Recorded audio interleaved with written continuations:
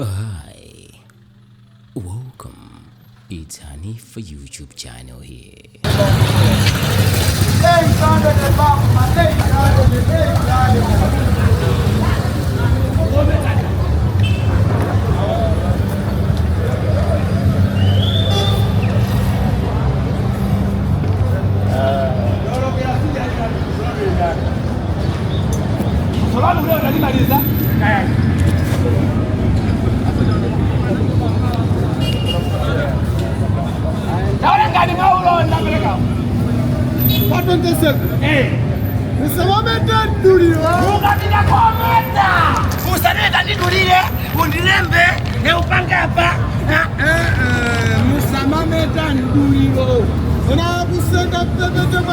Kapena kusenga mpepete mwande vuzani mukampeza mprofeti mbusa wazile mbandevu zinzele ngozi wirari kuti uyu ndi wa satani sazi wa mangu musa masenga mpepete mwande vuzani usapite lumo kundeyo hayi mametedwetu alfabu amameta mmutu koma kundevu kusapite mutu ngati muli bendevu munabadwa choncho ambuya akudaliseni koma anzanga amene mwina alizo ndevu mukamapitisa lumo ichimo afunsa kuti kodi nanga inuyo mumapita kuchapatala haleluya wokhulupirira Yesu wokhulupirira Mulungu nukhulupirira Yesu samapita kuchipatala samadya mauta. Haleluya, amen. Zikumpeka kodi amene anakhulupirira Mulungu nukhulupirira Yesu samadya mauta samapita kuchipatala. Chifukwa chiyani? Chipangano chakale Mulungu adauza anthu moteni. Yeremia 17 verse 5. Anthu azikhulupirira Yehova yekha pasapezeko sochili.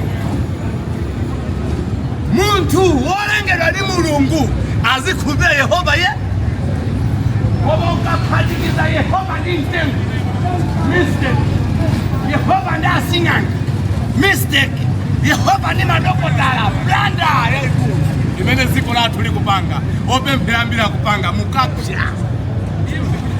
Verse 5. Verse 5. Lemba atelo Yehova akunena ndi Yehova otembeleledwa munthu wotembeleledwa ndi munthu amene amamukhulupirira munthu nzati atama mkono wa nyama matama mkono wa nyama wopanga mapilisi wopanga zipatala Rucho wa Yehova mtima wako umaka mtima wako wachoka kwa Yehova uli kuchapatala suli kwa Yehova hali ndipo nyumba za chipatala mimi wake ni satani kile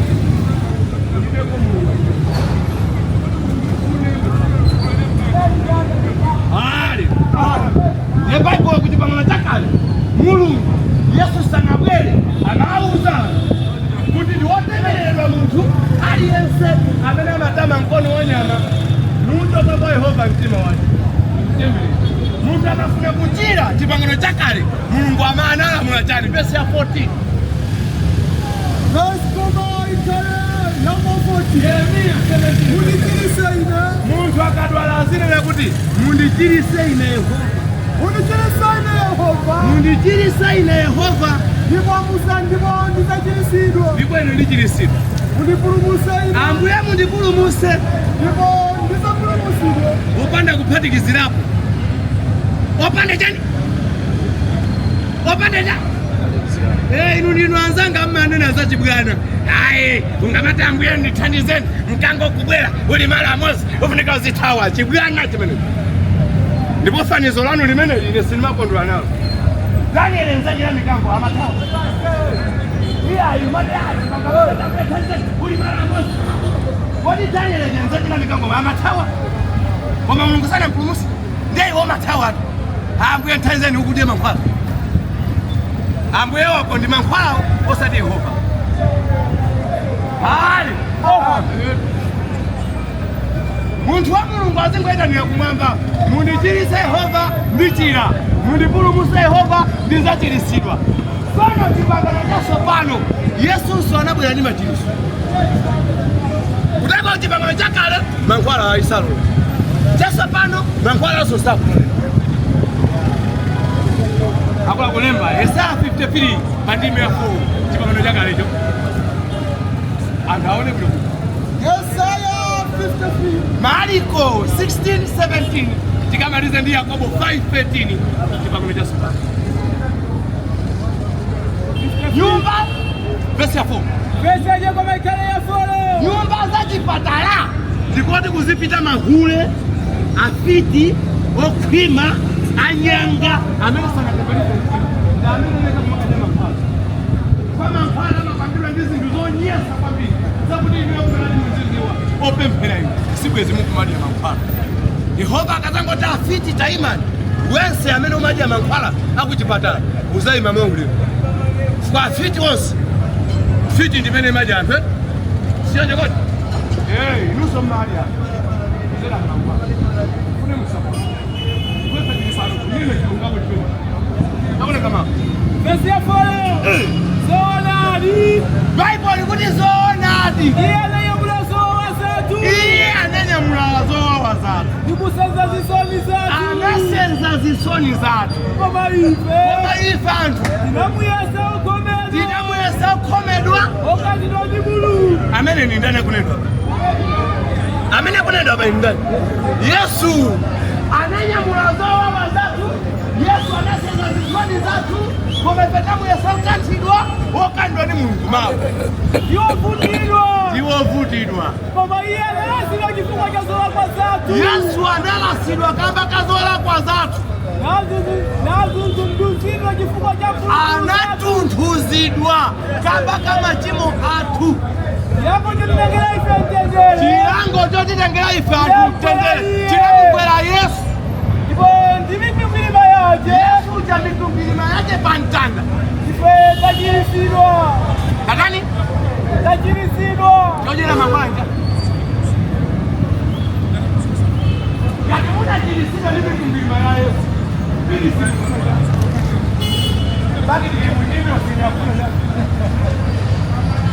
Mukapsha ndaba nonse amene mapita kuzipatala mukapsha kwa mitumbilima ya Yesu pa mtanda ilibe gawo ulibe cholowa nonse amene mapita kuzipatala muziona boma lanu linalimbana ndife limazo ife tikupita kumwamba ali Yesu amene mapita kuzipatala sakupita kumwamba akupita kugahena afuna akafuna neboma limafuna anthu akapsha ale sikaboma ni mwana wa Satana oneka nilemba lina amene akhulupirira nabatizidwa ni verse ya 70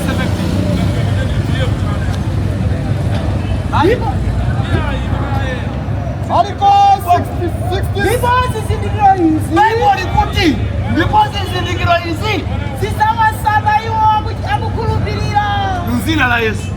Lero okopya zina la Yesu angochuluka mipingo mpwe pano yalembesa kuboma over 6,000 yalembesa kuboma well registered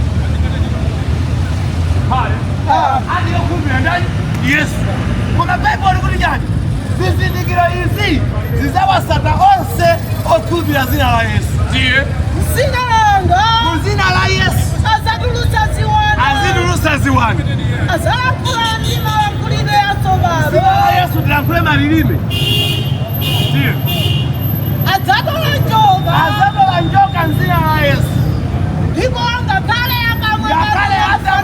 akufanyako sikazawapweteka tiye bau azaika manjawo pa odwala okumbira zina la Yesu azaika manjawo pa odwala chani chikwano zimachitika chani chimene chokufa kutako chipatala cha anthu opemphera ndi chiti choyika manja pa odwala.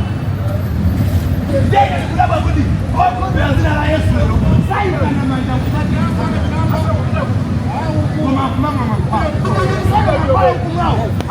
ndi Satana sikulina muzaya mike akuyaza ndithandize ndikafumule kunokuno mafuku amene ndimawelekeze kunyumako maina mankhwala wa ndi mayina aziwa banado umasata tozozi